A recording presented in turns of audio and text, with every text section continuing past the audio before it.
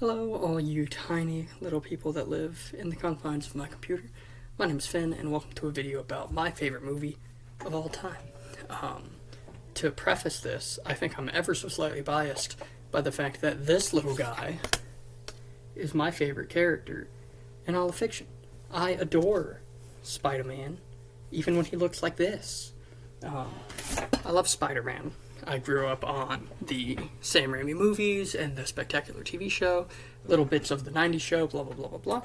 And as I've grown, there's been a lot of Spider-Man IPs. My favorite video game of all time, Spider-Man PS4 by Insomniac. Really good game. Favorite cartoon? Probably Adventure Time. But right after that, Spectacular Spider-Man. And my favorite movie of all time, hands down, no ifs, ands, buts, none of that bullshit. Point blank, my favorite movie is Spider-Man Across the Spider-Verse. I love that movie so goddamn much. This past week, while I was feeling kind of down, me and my girlfriend sat down and we watched Into the Spider-Verse and Across the Spider-Verse. And I'll give you her quote.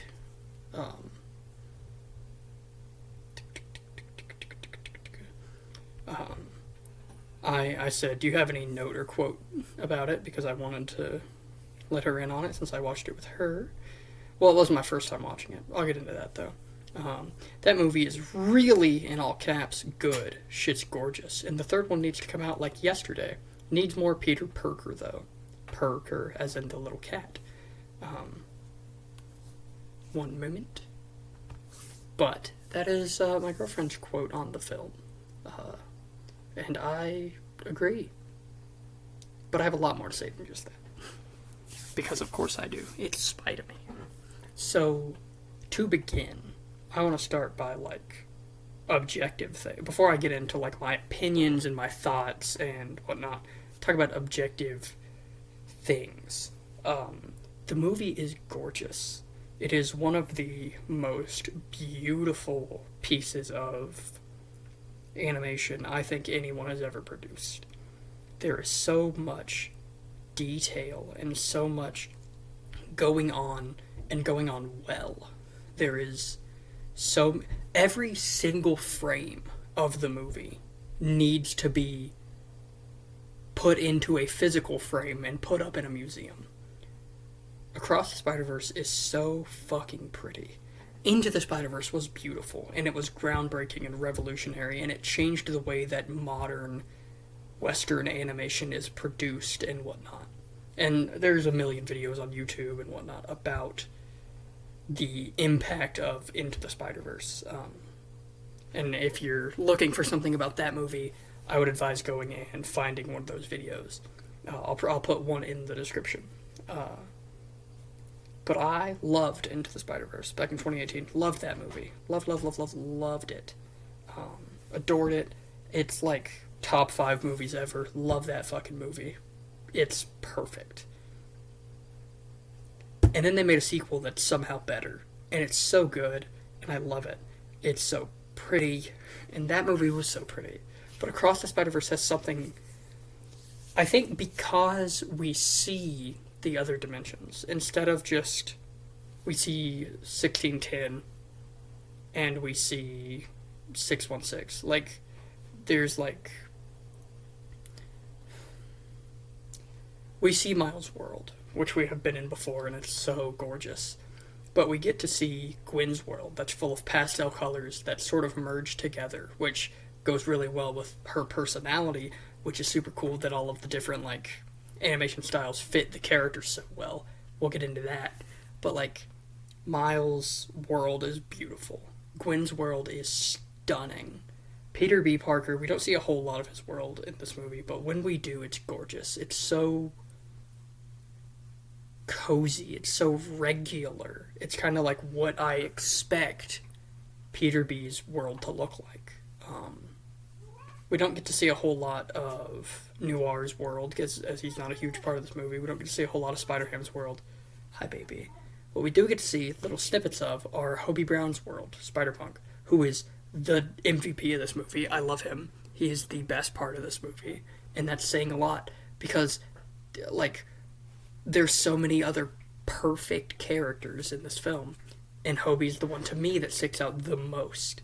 I love him, and we get to see little snippets of his world and his animation and whatnot. It's so gorgeous, and we get to see like how it's like literal newspaper clippings and stuff. It's so fucking pretty. And then we get to see Mumbattan. I hope I didn't pronounce that wrong. I don't want to be mean. Of Spider-Man India, and it's so fucking pretty. It's so good looking. I think Mumbattan is probably the best looking place in the movie, and it's just so fucking gorgeous. It's so good, and the blending of the styles never feels weird or out of place. Hobie's always like got these like newspaper clippings, and there's parts of him that are like almost always 2D, like his guitar and whatnot, and that's super dope, and it's beautiful and it's awesome, and it never overshadows other parts of the frame that he's in. It never looks out of place and wrong in the scenes that he's in, and that's the same for everybody else who has like different animations. Is it all seems like it belongs there. There is a lot of 2D animation throughout this movie, whether it be with like Hobie having 2D stuff, or we get to see the 60s TV show Spider-Man, and he's like 2D, and he's coming towards Miles as Miles swings past him, and he can't change it because he's 2D, and it's gorgeous when they use it, and they don't use it too much. They don't make it a big deal, and they don't shove it in your face and say, hey, look, we can do this.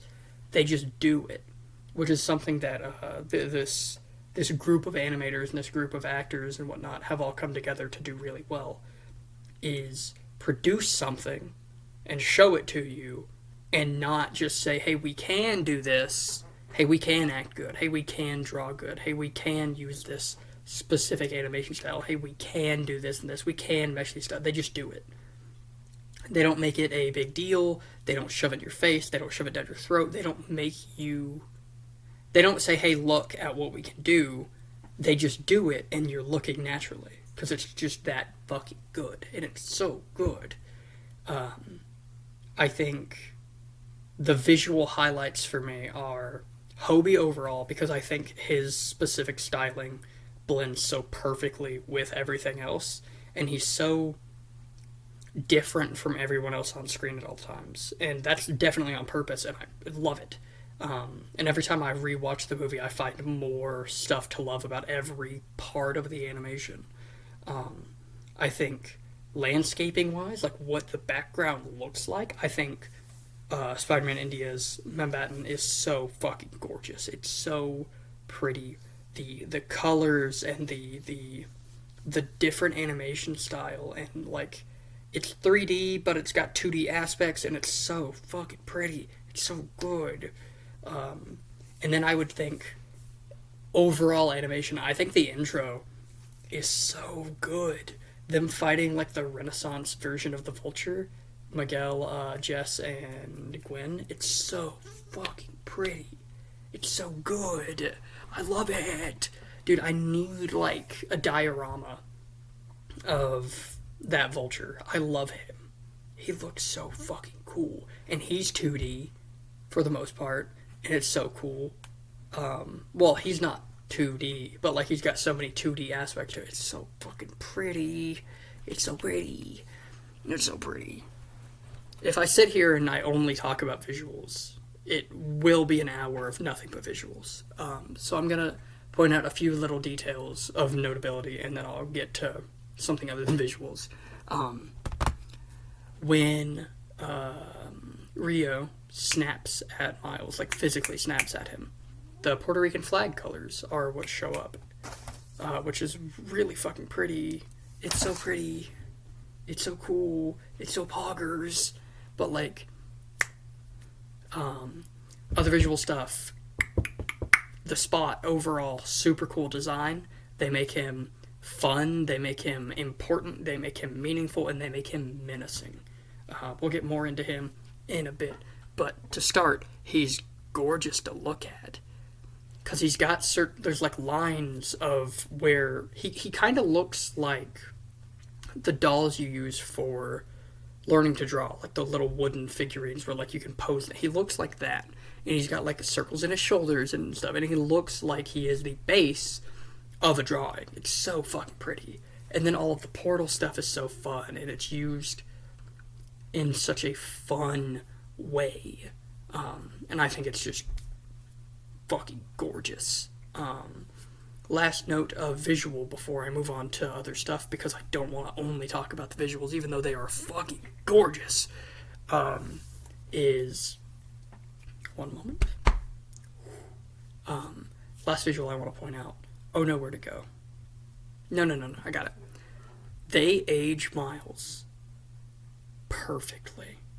A lot of animated things, whenever a character grows up, when a character is going from 12 to 14, or 14 to 16, or whatever it may be, as a teenager and like preteen and whatnot, they kind of don't change in animation.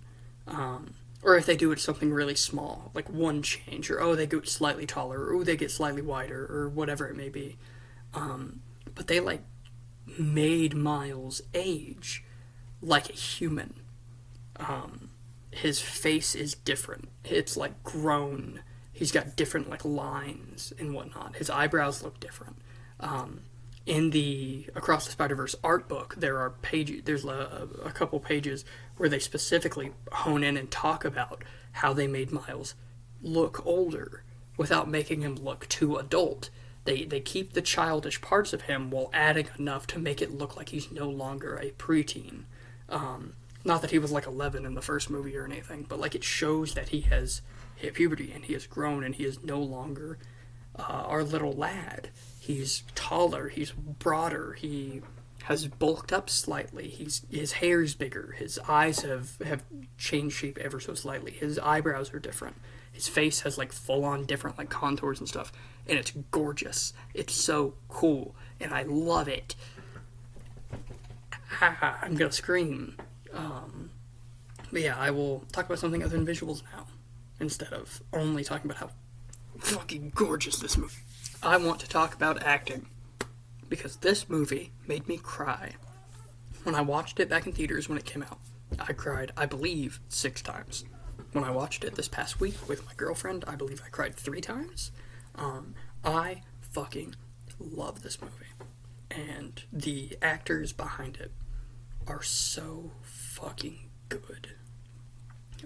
I'll point out a few standout moments for me, but those are not the only good moments. I don't think there's a single bad delivery in the film. There just isn't. It's so good. It's so good.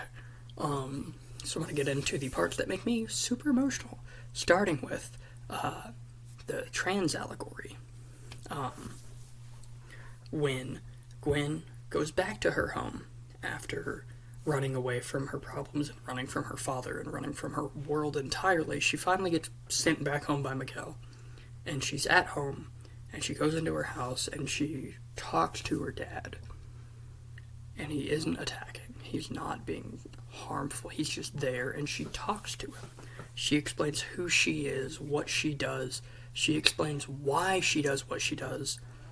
And she explains what it means to her to continue doing it.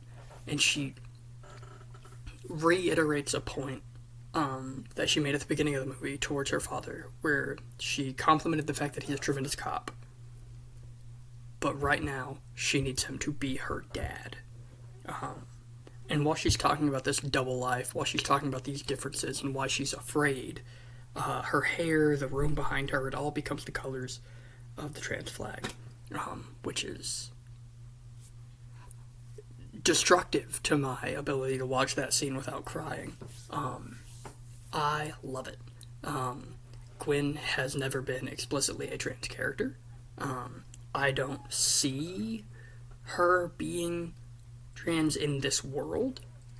However, she has a protect trans kids thing on her wall, and B, it's a big allegory for being gay. And it really gets to me. It really makes me feel something. So I cried in theaters really hard for that one, and I cried at home really hard for that one. Not to the same extent. I was still crying from Gwen for this next one, but it still hit hard. And that's Miles finally expressing who he is, and expressing his double life, and expressing how he feels to his mom. And her expressing back that she'll love him no matter what. Then he explains, I'm Spider-Man, which is his coming out story. It's very much a coming out thing. Stop pretending it's not. If you think it's not, you didn't watch the same movie as me. Because it quite literally is an allegory for that.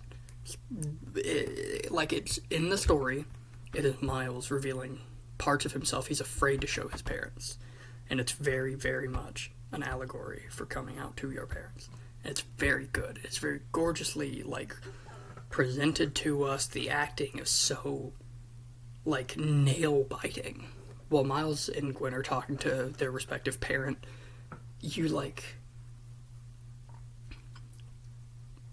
lost trying to follow because they're so real about what they're saying, and the actor seems so convinced that this is who they are, and it's beautiful.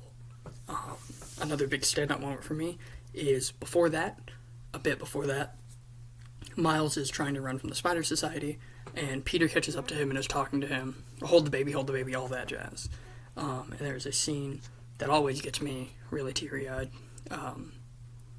and that is, they're going back and forth, and then Peter expresses that the reason he had a kid, the reason Mayday exists, is because of Miles. The reason that Peter is happy, the reason that Peter got back with MJ, the reason that he bettered himself, and the reason that he is now a father, and the reason he is now who he wants to be for the rest of his life, is because of Miles. And because of being proud and caring and loving Miles wholeheartedly is what led Peter to be a better person, to protect himself, to protect others, to become a Spider-Man that is worth something again, for getting better enough to be with MJ, for having a child with MJ. All of that happens because he meets and loves and cares and cherishes and wants to protect and be like Miles. And it's fucking gorgeous. It is so goddamn good. It makes me feel things.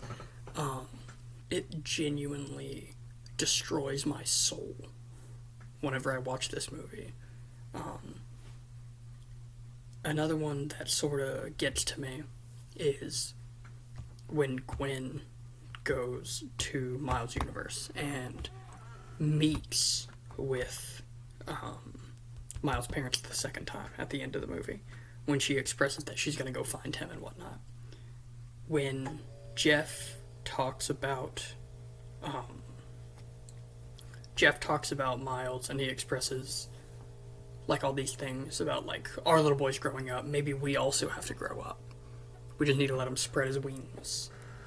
It is such a sharp jab, and it feels so genuine, and you can hear Jeff meaning it. You can hear him feeling that he genuinely needs to grow into a better version of himself, and that Rio needs to grow into a better version of herself, and that Miles needs to grow into a better version of himself. And not because any of them are bad, and not because there's a negative behind it, but because it's always better to grow. And it's so fucking pretty. And then what he heard from Spider-Man at the beginning of the film is that he needs to let his son spread his wings. And he does the same motion. And it's so goddamn good. It's so fucking good. God, it's so good.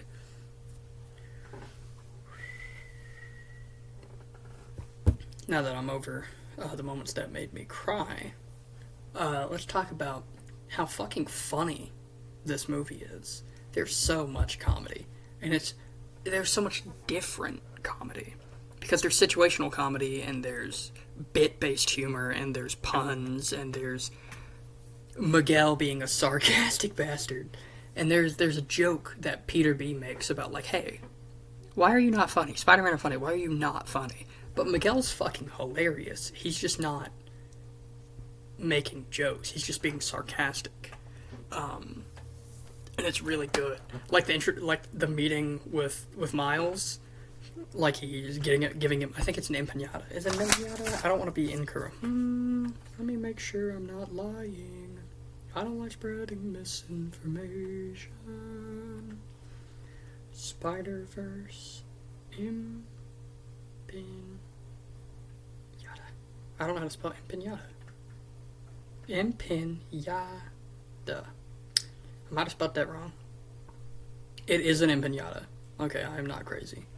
Yeah, he throws an empiñata at Miguel, and he's like, oh, how wonderful, and immediately puts it in the trash. Perfect. That's Spider-Man. That's Spider-Man. That right there is Spider-Man comedy. It's so fucking sarcastic. And he was like, I'm so excited to be here. And he's like, oh, yeah. Uh-huh. So good.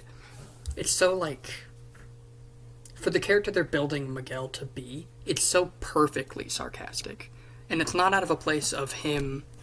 That's the difference. Spider-Man makes jokes about all sorts of stuff, period. Miles, Peter, Ben, whoever it may be, they make jokes. It's part of it. And Miguel's jokes, rather than pushing down on himself or building others up or situational, his humor is pushing you down. His humor is harming you, harming your feelings towards yourself. And that's what he is and what he does. And that's his version of the comedy shtick. But this movie's so funny. There's a really good bit during the big spider chase scene where there's a Spider-Man laying on a therapist's bed, and there's a spider therapist. Let me guess. He died about Uncle Ben, and it's so funny. It's so fucking funny. I love the humor in this movie. Jefferson Davis has my favorite joke in the movie, and it's kind of a throwaway line that isn't too important. It's whenever he meets Gwen for the second time, and he's like, where's Miles? Or maybe Rio says, where's Miles? One of them says, where's Miles? And she says she doesn't know. And Jeff says, well, that's his jacket, emo. And it's so good. It's so fucking silly. I love this movie.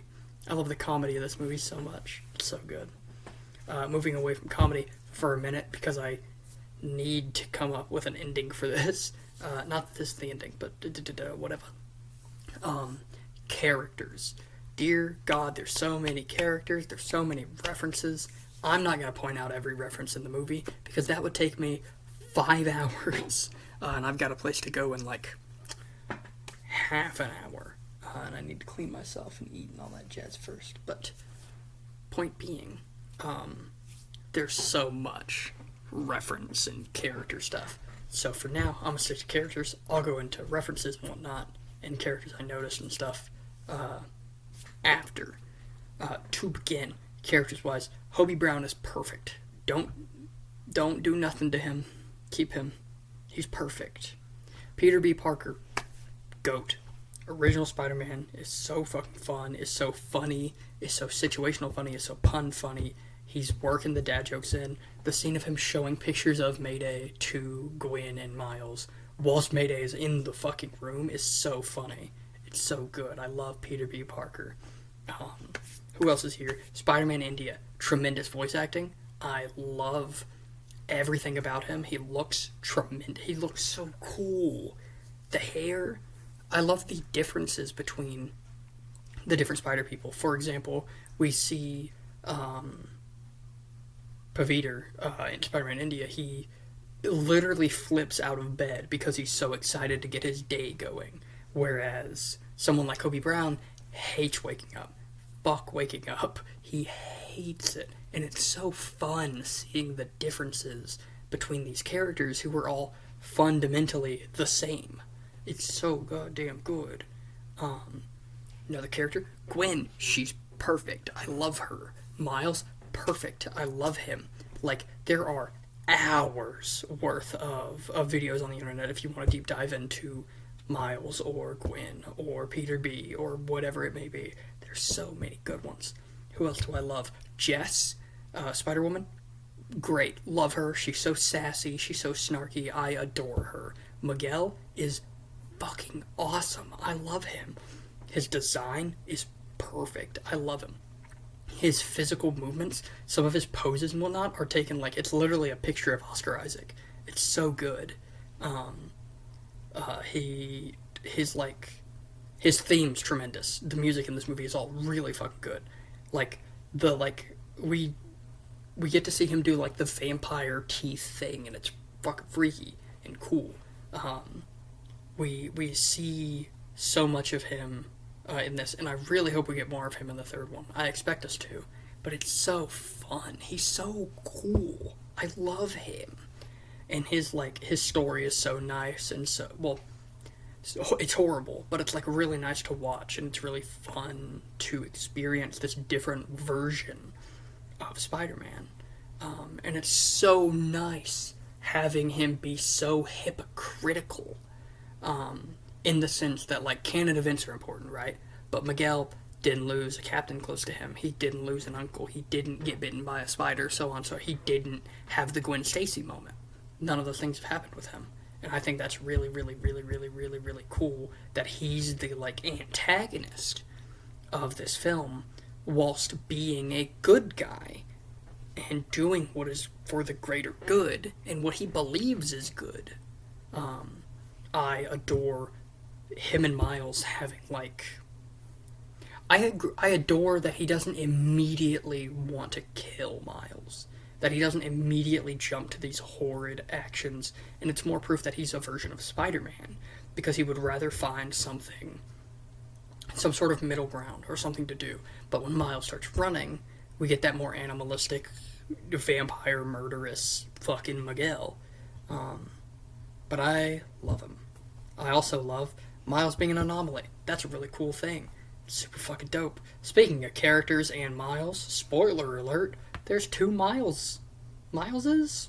There's 2 Mileses. 2 Miles. Yeah, so there's Miles that we know from 1610, who got a spider from a different universe, Earth 42, where there's a different Miles, who is the Prowler. And his dad died instead of his uncle, and it's pretty fucked. It's a really gross world. It's so much darker, there's fire everywhere. It's really fucking cool. It's really fucking cool. And the scenes between the 2 Miles are so nice. There's only the one, but it's so good. Also, the, like, small detail that Miles' spider sense doesn't freak out whenever the other Miles attacks him. So good. Chef's kiss. Love this fucking movie. What characters am I leaving out? The Spot, who is really funny. Like, when he first shows up, he is hilarious. He is so fun to see fail. But then later, he becomes such a frightening, menacing dude. He becomes fucking horrifying. Like, halfway through the second act, he is horrifying. And I cannot wait to tremble at the edge of my seat whenever I watch the third movie when it comes out. I'm so excited. He's so fucking freaky. He's so scary. I love him. I love him so much. I love him. He's not... And, like... God, shout out to the marketing team for that movie. Because, like... Spot's barely in the marketing. Barely. And he's, like... Okay, I'll get into antagonists and such in a moment. But, like, he's barely in the marketing for this. But he's, like, the big bad. He's the multiversal threat. He's the guy who's going to kill my dad and such. Hello, baby man. Hello, baby man. But, like, it's just so good. There's so much. Like, every character in this is good. Rio Morales and Jeff Morales are tremendous. I adore them. They're fucking so wholesome and fun throughout the entire thing. Who else? The guidance counselor at Miles School. Super fucking dumb. I love her. Genki. I love Genki's, like, little bits of, like, oh, no, nah, I cover you for you once, and then it turns into a guy in the chair with slippery slope, all that. And I think that's really fun to, like, flip that trope on its head. So good. So good. All of the characters, they're so good. Captain Stacy, loved him. I adore him. Love it. Gwen's version of Peter gets to be in this movie for a short period, and I love him. He's so baby. He's so baby. He just whittle. But there's so much good fucking shit in this movie. It's so good. It's so good. Mayday Parker is so fucking cute. I love her. Speaking of, I'll be right back. You stay right there. How about Creatures of the Night?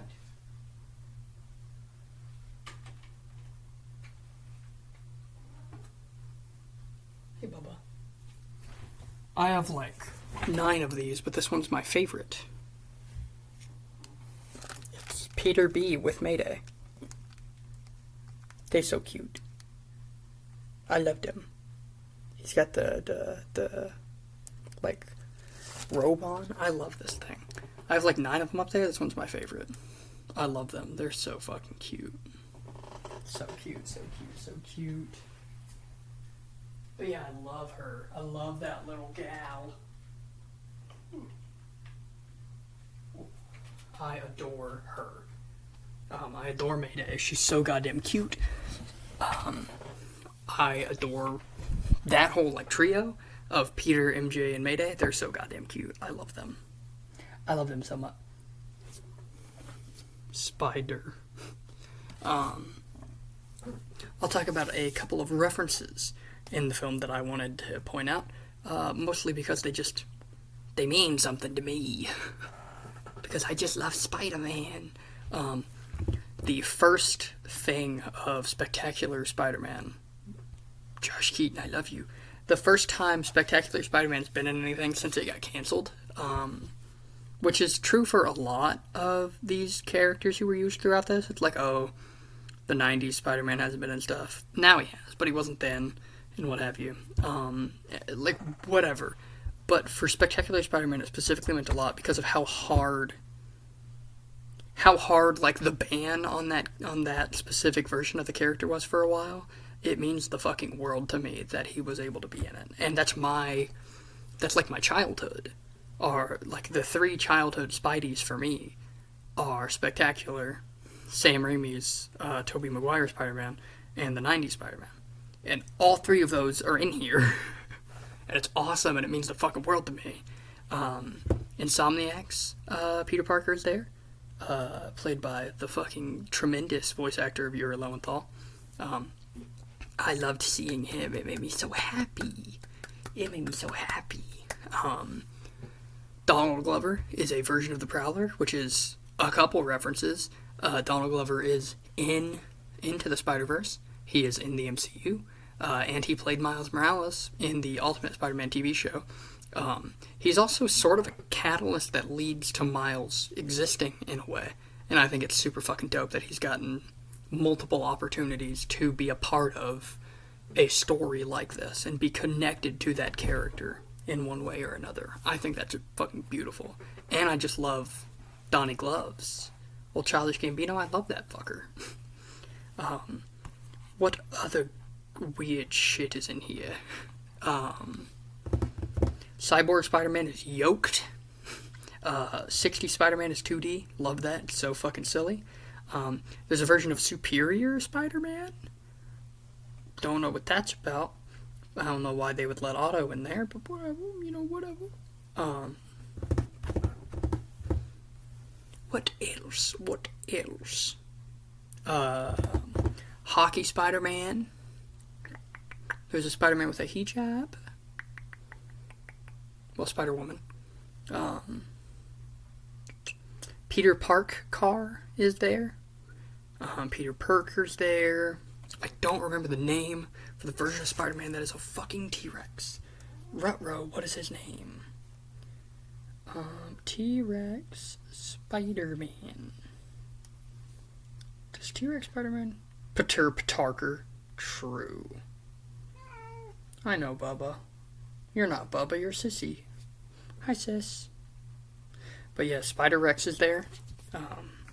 Parker's there. There's just a billion little references. Lego Peter Parker's there, and that's like done by a child like made the Lego section of the movie. So if you've seen the movie and you've seen the Lego section, that was done by one kid. Shout out to that fucking kid. Fucking goated. Cats are screaming at me. I need to begin getting ready to go because I have to go donate plasma. But But I love you guys. You mean the world to me. And I love this fucking movie. If you haven't seen Into the Spider-Verse or Across the Spider-Verse, watch both of them. I'm waiting for the third one.